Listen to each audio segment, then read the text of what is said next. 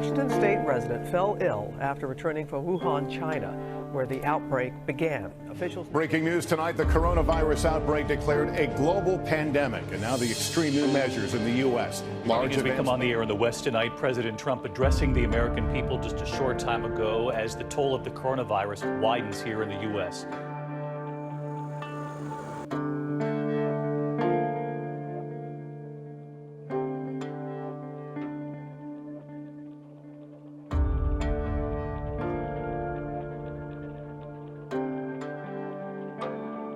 With COVID-19 cases on the rise, the CDC now shifting guidelines, calling on everyone to consider covering up. But while single-use protective gear might be saving lives, they're also polluting our environment. The problem is they're disposable and they're ending up in our rivers and oceans. The pandemic has created a new hazard to the environment.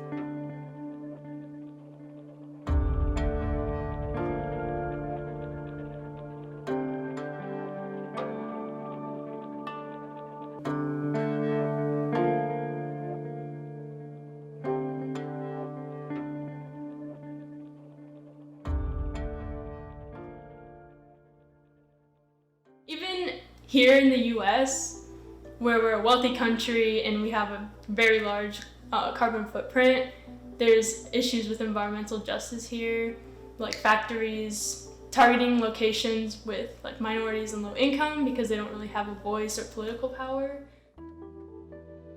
So yes, it's all about the supply chain when you talk about sustainability. And so it is kind of a dilemma for companies because companies obviously have orders of magnitude control over what they do within their own company. They have much less influence, you know, with their immediate suppliers, and then even less as you go to those suppliers, and so on.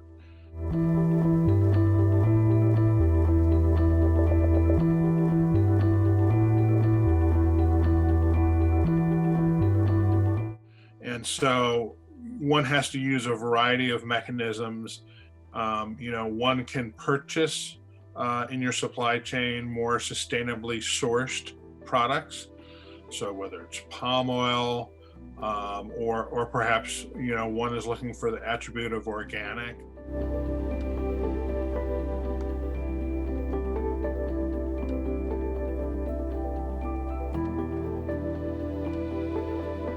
Sustainability is becoming more common in businesses as an initiative. As it becomes more popular and common, that it kind of becomes a value in our society. Like I would say that American society is pretty individualistic and materialistic. If everyone in the world lived like the average American, it would take 4 or 5 Earths to support us. And we don't really have to worry about the impact we're having on the environment because we're not really being affected by it, like in countries that are poorer or in the global south. So we don't really think about or see the effects directly. So that's why I'm kind of focusing on like wealthier countries because we're really the ones making the very large impact. Consumers certainly do have a role to play. What we do with our products and the way that we use them, the way that we take care of them for them to be more long lasting, what we do with them at the end of life, and what we do, and that includes packaging. The volume of PPE and where it's going is honestly trivial. We're so dependent on single-use disposables, and with COVID, the supply chain has been interrupted, so decreasing the amount of supplies we can actually obtain. At the same time, we've seen massive surges in demand. And the question is why we weren't using more reusables to begin with, which by and large have lower environmental footprints and sometimes even are even cost beneficial.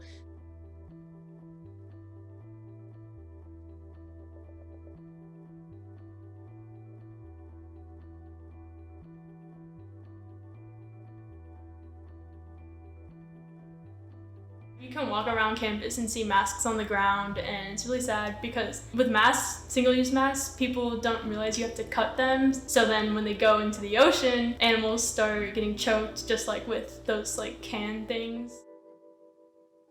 That's the whole question, pretty much, of sustainability. It's what can we do?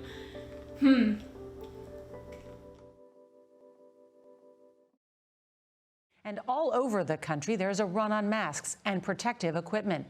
Meg Oliver reports hospitals are gearing up.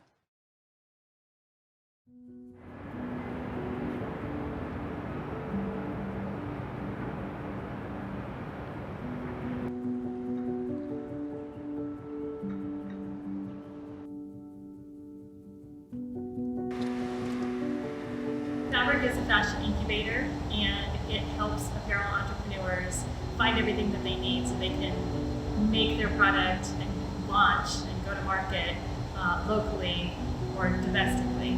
We provide everything that they would need under one roof so they don't have to move away to a fashion city or source their manufacturing overseas. And we do it with a really unique model that we call a public social cooperative enterprise that involves a nonprofit, for-profit, a city, and a community coming together to provide all the resources and make this happen. It did take a lot of work to get F.A.B.R.I.C to be what it is today, and it was a lot of blood, sweat, and tears, but we had to then rethink everything that we had created to try to pivot during that time and do something to allow us to stay in business, but to also be able to solve the problem that was happening in the world at that moment. And that problem was a shortage of PPE.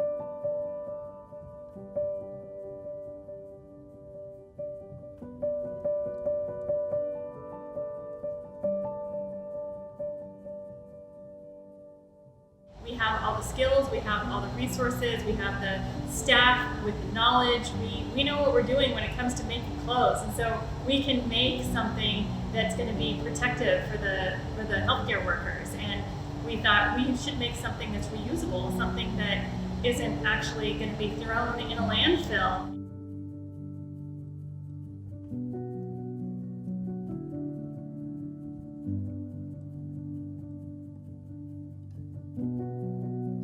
We knew that the stay-at-home orders were coming. You could see it coming from the East Coast.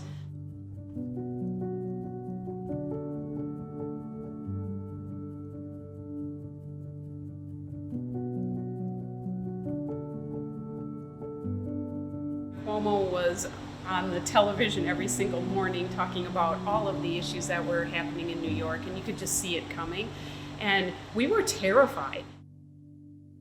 We went into our conference room upstairs and we put together what we called the war board, and it was everything that we thought we could imagine we needed to do and make happen to be able to make a large quantity of medical gowns. We wanted our customers to be the doctors and nurses. Those were the frontline workers. Those are the people who we need to protect because they were the ones protecting us. And if you want to make a medical gown for a doctor or a nurse, it has to be safe and effective. And the organization that determines what safe and effective is the FDA.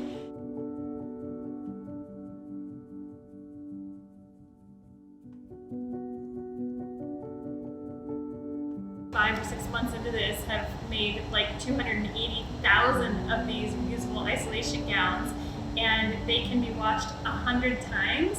And so that is a real sustainable story right there. That is taking out all of those disposable gowns that would have been like 28 million gowns, that's equivalent to, that would have been in the landfill, that are now not in the landfill because of this solution. So it took a lot of blood, sweat, and tears, but it did a lot of good. I think what F.A.B.R.I.C has done is a wonderful example of how, in a way, sometimes it's easier to pitch and adapt when you have this loosely connected set of really different organizations. We realize how important resiliency is, and that sometimes the things that we do to make businesses or supply chains more efficient, hyper efficient, very good at that, but it also can decrease flexibility and therefore resiliency. We're trying to figure out how to break up the steps to make this FDA-approved gown into pieces so that each step could be exactly 60 seconds, because if it flowed evenly, 60 seconds at each step, and there were 13 operations, it ended up being that, then we could make a gown every 60 seconds off that line, and it could be efficient enough to merit the cost. Because the one thing we wanted to do is Sustainability is one thing, but if sustainability comes at too much higher of a cost, nobody's going to take the sustainable option. It has to be sustainable and be cost effective. So we knew we had to be able to create these in a way where using a sustainable gown was cheaper than even a disposable.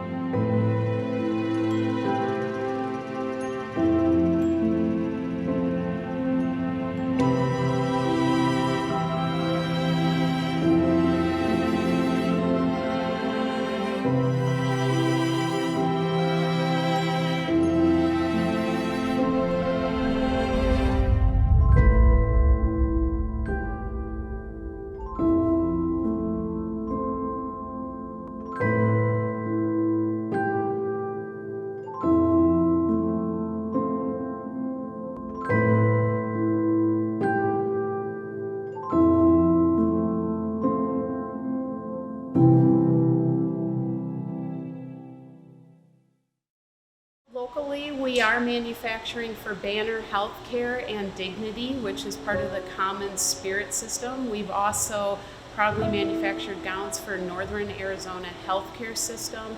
We've supported Johns Hopkins Hospital that's on the Southern Reservation in Arizona here, and many others. But the list of clients that we have is now in the multiple hundreds as far as people that we've served. It is a unique product. It seems like a hospital gown has been around forever, but this is a modern, it's a high-tech fabric that's reusable, and it's really a modern-day solution to help in this new world that we have with COVID and a PPE shortage. So it's a unique product, and it has, we think, even more widespread use as it becomes more known, readily available, and more hospitals understand that a reusable gown is something that is cost effective and a great way for them to be more sustainable in their operations. We got tons of calls from people who needed gowns. It wasn't just the healthcare systems, it was rehab centers and dentists and school nurses, and all kinds of people really needed protective equipment. And so we set up one line that would make small quantities for anybody who needed them. We sent 5,000 gowns to the Navajo Nation. We made gowns for all of the small entities that really needed them as well. We have grown so much since we've been here. We went from about 20 employees to about 100 employees. And we have been working with ASU and other schools to train the next fashion designer for years since we've been here. Angela and I are so proud to say that the foundation has documented $2.4 million worth of give back to the city of Tempe, our greater community at large. We actually created Arizona Eco Fashion Week as a way to celebrate local brands who either use zero waste patterns or sustainable fabrics or upcycle or do something that's significantly beyond just being manufactured here in Arizona. We put them on the runway and show off what they make and have a trunk show where they can sell their products as well. We have a program we call F.A.B.R.I.C, where we, instead of throwing away scraps after we've manufactured for somebody, we just offer them up to the community. And there are designers in the community who take those scraps and actually reuse them. They patchwork them together and create really unique products. And we help them get the word out and sell it under a brand that's called F.A.B.R.I.C.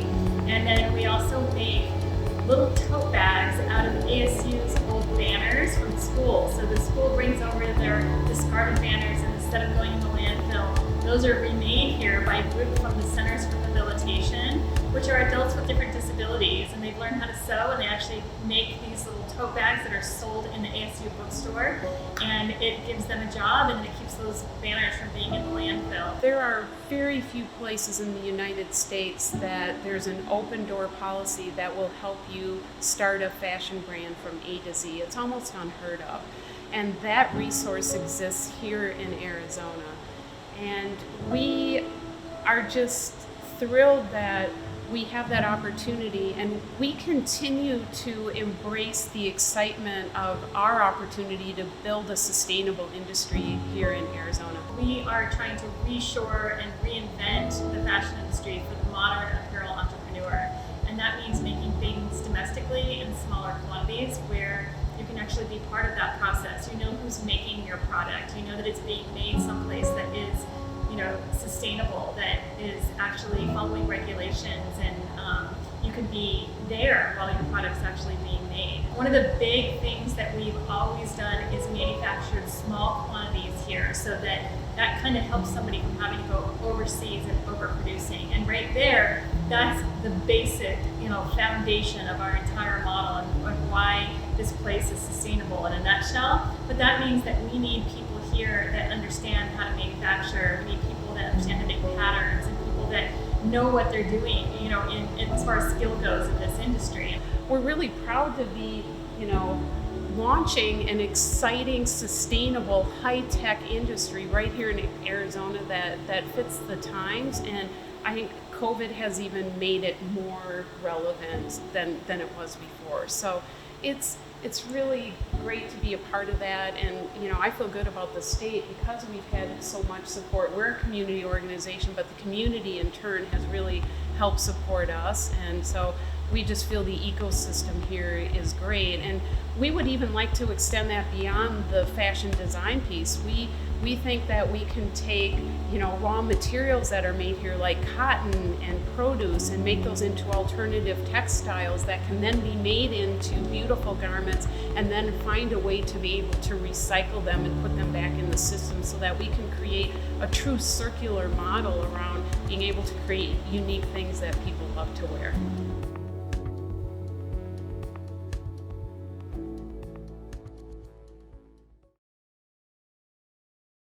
Climate change, as we know it today, is change in our Earth's overall temperature with massive and permanent ramifications. Although its consequences can be planet-threatening, scientists still believe there are things we can do on a personal level to help.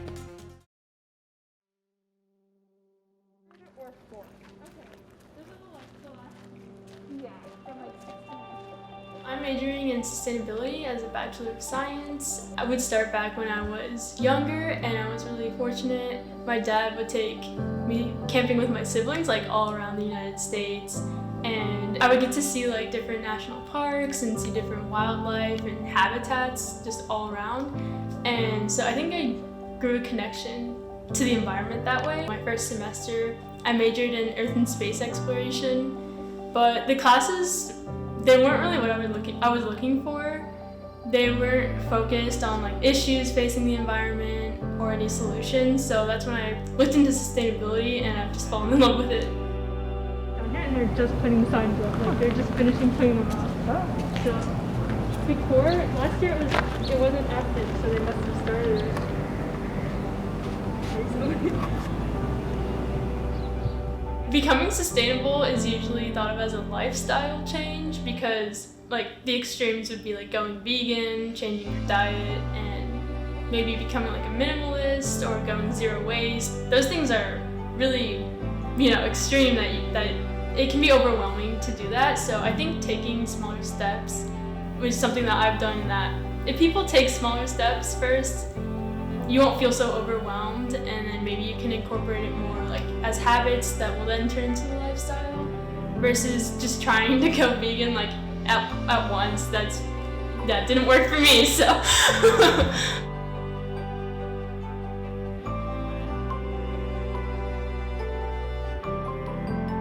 I would say during the pandemic, something that I have been doing, because I have been getting takeout, is, and this is a really small thing too, is just saying I don't need utensils. I don't need the plastic utensils. I have my own at my house, and it would just be a waste. And sometimes they just give it to us anyways, and it's really sad because I don't want to just throw it away. So usually we'll just keep it at my house, and my family will keep it, and we'll use it anyways for something else. But it is really sad because we don't need it. we really don't need it if it's takeout.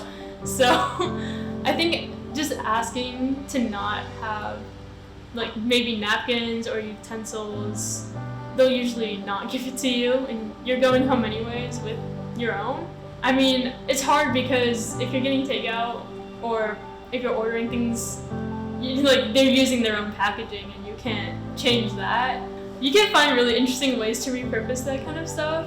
Since I've been getting a lot of takeout, you know how they give you a plastic bag? So I'll take the plastic bag and I'll actually use it as my trash bags or for cat litter, because it is convenient to use that instead of buying separate trash bags or something. So I found that to be a really helpful way to repurpose the takeout bags. You have to take the initiative on your own to really find out what you can throw away, because, for example, with takeout, if it has grease or food waste on it, you can't recycle it. So you want to like clean it out first, or it's just you can't and you have to throw it away. And I think that educating yourself on how you should throw things away, well, it'll help overall, because if you throw it away and it has food waste in it, then it could contaminate other things that could have been recycled.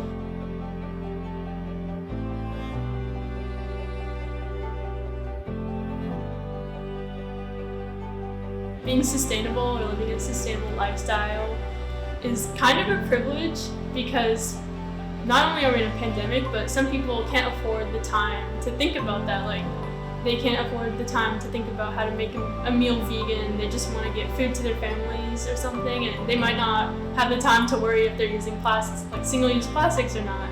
They're just trying to get by, you know? So I think that's also a difficult issue in sustainability, that it's difficult when you want to take individual action, but you can't always. But there are still ways, I think, like just being conscious of what you're eating, or conscious of if lights are on, or just how long you take a shower, just like smaller personal habits like that.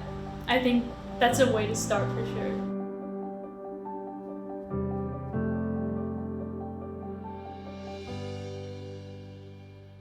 You could ask any student majoring in sustainability and we'll all tell you that we're not perfect at it at all. Like, you'll meet people who are zero waste, but it's just impossible. Like, honestly, I think it's okay too. Some people will get, angry that people aren't doing more, but I think it's okay as long as you're trying or just even learning about it, because like I said before, you might not be able to make these changes, but I do think being aware of it, maybe being more conscious about it, is a really good thing.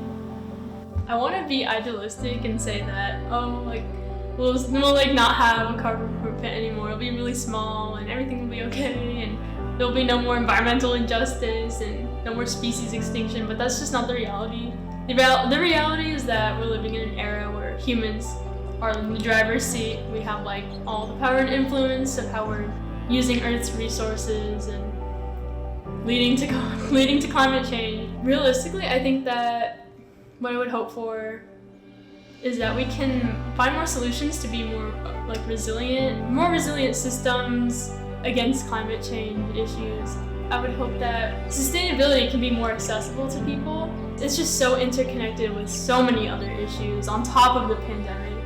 So that's probably a little idealistic.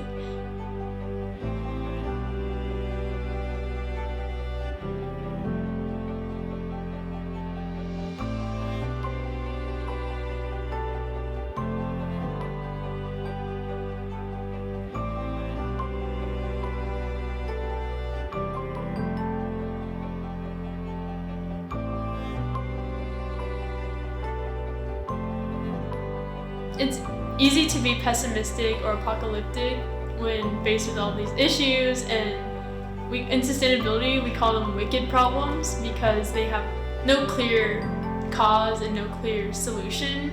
So it's pretty overwhelming, but I do hope that we all stay optimistic and positive about finding solutions.